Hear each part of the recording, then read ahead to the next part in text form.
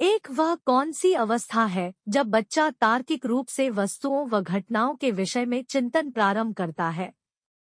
ए. संवेदी प्रेरक अवस्था। बी. औपचारिक संक्रियात्मक अवस्था।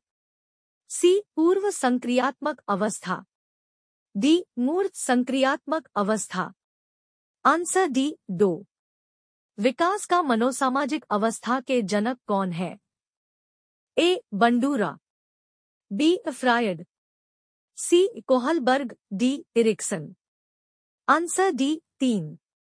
प्राथमिक स्तर पर एक शिक्षक में निम्नलिखित में से किसे सबसे महत्वपूर्ण विशेषता मानना चाहिए? ए. पढ़ने की उत्सुकता। बी. धैर्य और दृढ़ता। सी. शिक्षण पद्धतियों और विषयों के ज्ञान में दक्षता। डी. अति मानक भाषा में पढ़ाने में दक्षता। Answer B. 4। पाठ्यचर्या निर्माण के निम्न में से कौन सा कार्य माना जाता है? ए. एक नेमी कार्य। बी. एक विशेषज्ञता कार्य नहीं। सी. एक अत्यधिक विशेषज्ञता कार्य। डी. एक महत्वपूर्ण कार्य नहीं।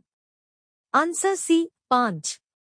निम्न में से किस अवस्था में बच्चे अपने समवयस्क समूह के सक्रिय सदस्य हो जाते हैं? ए. किशोरावस्था। बी. प्रौढ़ावस्था। सी. पूर्व बाल्यावस्था। डी. बाल्यावस्था।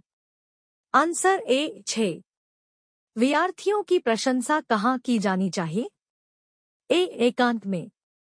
बी. अलग से। सी. लोगों के बीच। डी. व्यक्तिगत रूप से। Answer C. 7। बच्चों की रुचि बनाए रखने के लिए निम्नलिखित में से आप कौन सी विधि का चयन करेंगे? ए. बच्चों को पढ़कर आने को कहेंगे और प्रश्न पूछेंगे। बी. स्वयं गतिविधि करेंगे तथा बच्चों को बताएंगे। सी. आप गतिविधि में बच्चों को शामिल करेंगे। डी. बच्चों को स्वयं गतिविधि करने के लिए देंगे। Answer D. 8। 6 से 10 वर्ष की अवस्था में बालक किसमें रुचि लेना शुरू करते हैं? ए. धर्म में। बी. मानव शरीर में। सी. यौन संबंधों में। डी. विद्यालय में। Answer D. 9। अभिवृत्ति क्या है? ए. एक भावात्मक प्रवृत्ति जो अनुभव के द्वारा संगठित होकर किसी मनोवैज्ञानिक वस्तु के प्रति पसंदगी या नापसंदगी के रूप में प्रतिक्रिया करती है। बी. एक ऐसी विशेषता जो व्यक्ति की योग्यता का परिचय है, जिसे किसी प्रदत्त क्षेत्र में विशिष्ट प्रशिक्षण, ज्ञान कौशल से सीखा जा सकता है। सी. व्यक्ति की अंगीभूत क्षमता जो कि विशिष्ट प्रकार की होती है। डी. उपयुक्त में से कोई नहीं। Answer A. 10। अनुसंधान से पता चलता है कि हमारी पढ़ाई का कितना प्रतिशत हिस्सा दृश्य और श्रवण अंगों के माध्यम से ग्रहण किया जा रहा है? ए. 60%। बी. 85%।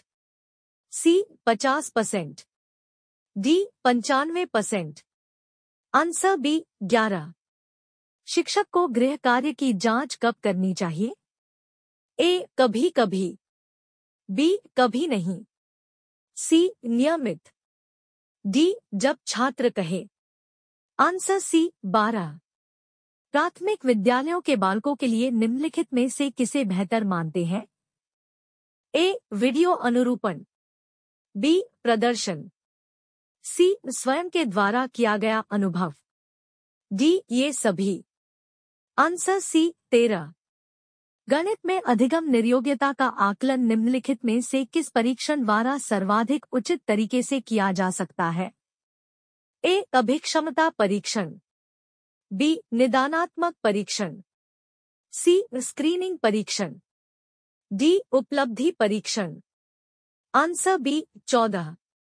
जब किसी शिक्षक पर प्राधिकारी हावी होता है या उसे अन्य कार्य करने के लिए विवश किया जाता है, तो उसकी क्षमता क्या होती है? ए. कई गुना बढ़ती है। बी. घटती है। सी. अंशतः बढ़ती है। डी. अप्रभावित रहती है। Answer B. 15। एक बच्चे की वृद्धि और विकास के अध्ययन की सर्वाधिक अच्छी विधि निम्न में से कौन सी है? ए. मनोविश्लेषण विधि। बी. तुलनात्मक विधि। सी. विकासीय विधि। डी सांख्यिकी विधि। Answer C